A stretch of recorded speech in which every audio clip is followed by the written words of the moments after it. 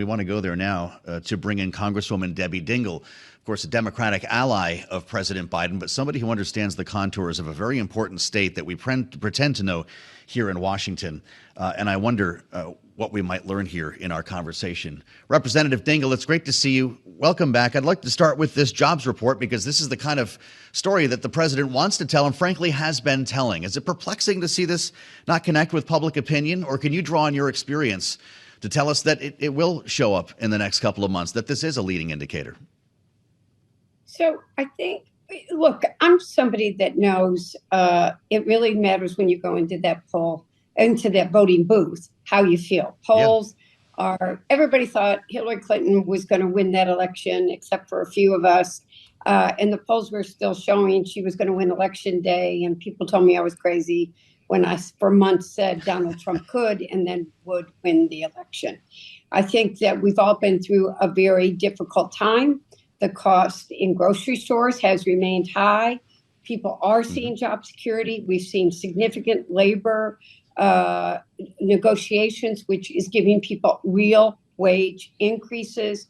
And now it's our job to get, it's not just the president's job, it's our job to get in the union halls and give him the credit that he deserves for what he has actually done the last few years. Tell me what's happening in union halls, because you were in one yesterday with the president. He's received the endorsement of the UAW. And we know as well that Donald Trump has been courting the union vote here. I'm sure you have very strong feelings about that, but he's talking to Teamsters members who already voted for him once. How does Joe Biden take the power of walking the picket line and turn it into something real here? So I think he needs to go in and connect with those workers. And it's great to get an endorsement from a union leader, and that's a good thing. But quite frankly, for the last few years or decades, people aren't getting into those halls. They're not doing the door-to-door. They're not talking to each other about what's really happened. I know that in the instance of the UAW, President Fain was not one of the early presidents that came to. He did the comparison of what Donald Trump had done for auto workers, what President Biden had done for auto workers. He doesn't give his name lightly, and he is going to work to do everything he can. He's going to be in those halls. He's going to talk to every worker. He's going to tell them, Donald Trump hasn't delivered for you. He didn't care if you got a pay raise. He didn't care if you had a pension that was going to be protected. He didn't care if you got health care. Donald Trump is very good at playing on people's fears, but not delivering. We and other union, I'm going to get in every union hall I can so that I can show how Joe Biden has actually delivered for the worker. Well, I find it interesting, confusing, sometimes fascinating. I don't know what the right word is, Congresswoman. When Joe Biden goes and talks to union members about the power of organized labor, about the future, in this case, of the auto industry, some of the nuances that come with union membership, Donald Trump shows up. He talks about the border. And he talks about the fact that China's going to own them when EVs come around. Does Joe Biden need a sharper message? So this is what I'm going to say to you. Donald Trump was very effective. I'm always very honest that in 14, 15, 16, we did a terrible job as Democrats talking about trade. I knew what these workers had all seen their jobs shipped overseas to Mexico and to Asia, and they didn't want to see that happen anymore. Joe Biden has brought those jobs home. People are worried about people coming into the border and over the border, and they're worried about safety and national security, but they're also worried that they might take their job away. And the fact of the matter is we have too many small businesses, we need caregiving, farmers that don't have people to fill the jobs. And secondly, I'm a car girl. You know that. I worked for the auto industry for more decades than I'm going to admit. I remember the 70s. I was young. But the domestic auto market lost our competitive advantage for more than a decade because we weren't ready when there was a demand for small cars because of increased gasoline costs. We're competing in a global marketplace. That's a fact. And I'm not going to cede our leadership to China or anything. EVs are part of our future, and we're going to build them here in America. He uses fear language. Our job is to talk about how we are protecting ourselves competitively and protecting the environment at the same time. spending time with Congresswoman Debbie Dingell of Michigan as we walk down the campaign trail just a bit. I'd like to ask you about some of the stuff that's happening in Congress right now, Representative.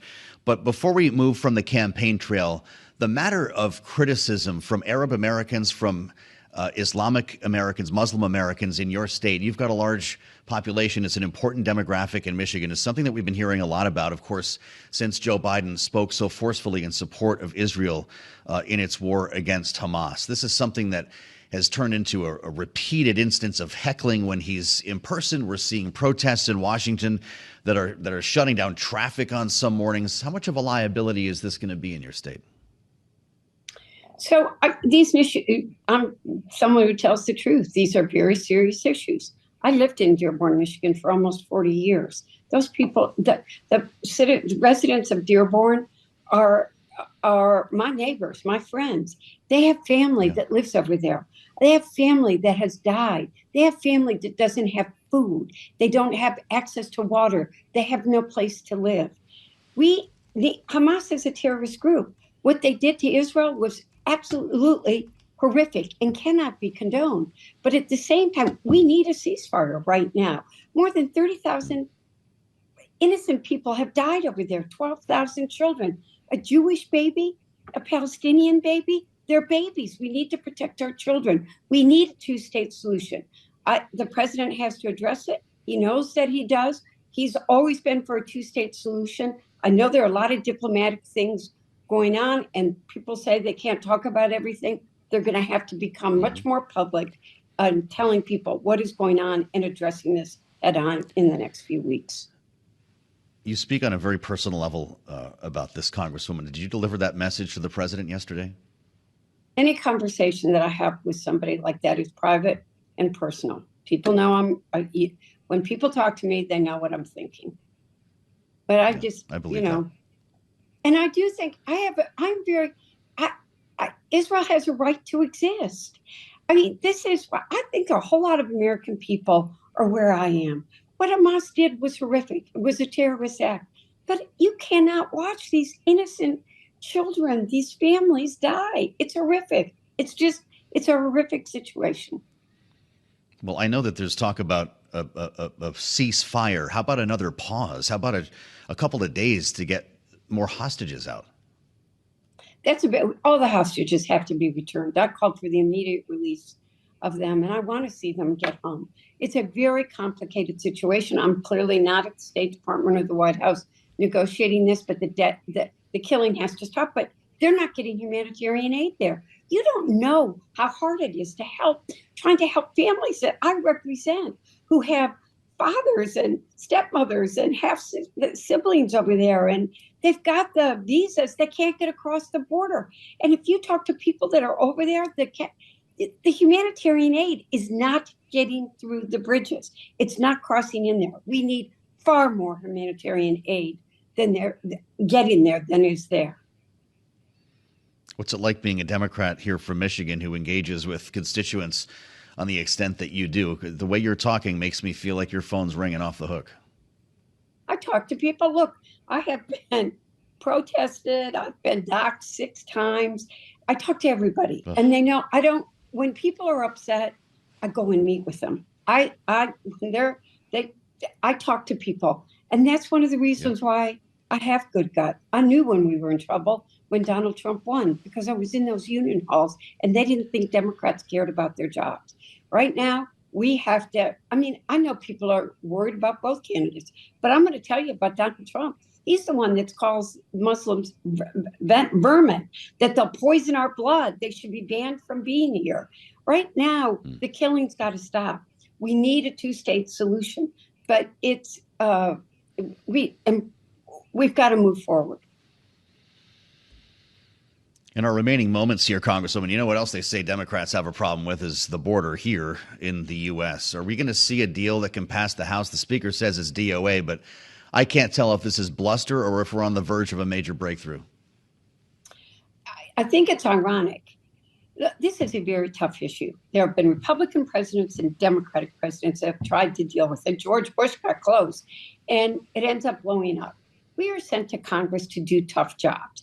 We actually have people agreeing to something. Compromise isn't a dirty word, and things that the Progressive Caucus is going crazy over, and Republicans are going to kill it. They cannot say that they're serious about wanting something done at the border and then kill the most realistic and significant border bill, immigration bill that has been negotiated. I haven't even seen it, so I don't even know what I think. But saying a bill is dead on arrival before you've even seen it doesn't mean that you're serious about it. You want it as a political issue. You don't want to solve the problem. Debbie Dingell reminds us of a point of fact with all the hand-wringing and gnashing of teeth. There's still no text. We think we might see it tonight. They say it will emerge by the weekend. Congresswoman, I want to thank you for the time. Come and see us in person next time you're back in Washington, D.C. Debbie Dingell, Democrat from Michigan's 6th, was with the president yesterday and speaking passionately here about some of the most important issues that we're hearing about on both ends of Pennsylvania Avenue.